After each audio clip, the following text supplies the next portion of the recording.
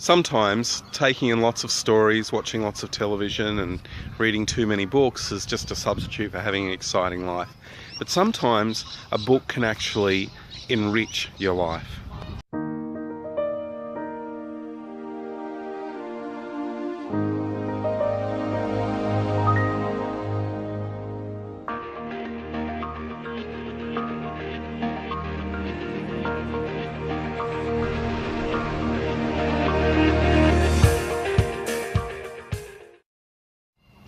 Hi, my name's Julian Biddle.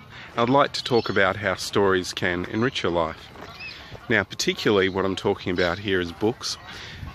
An interesting thing that I read in the introduction to the republished version of Ender's Game actually is the idea that people like stories because it allows them to experience a life, yes, but from a context from a belief system and context that isn't their own.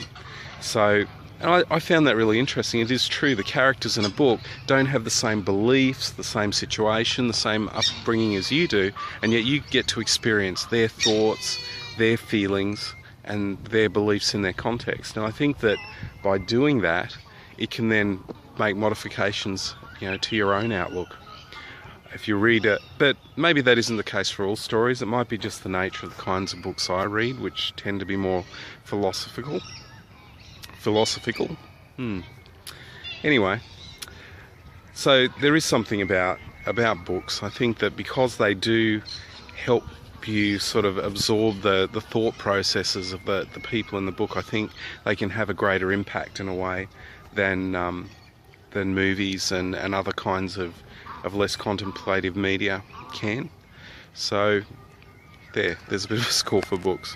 So while I've been making this video, I've just seen the coolest thing. Have a look at this.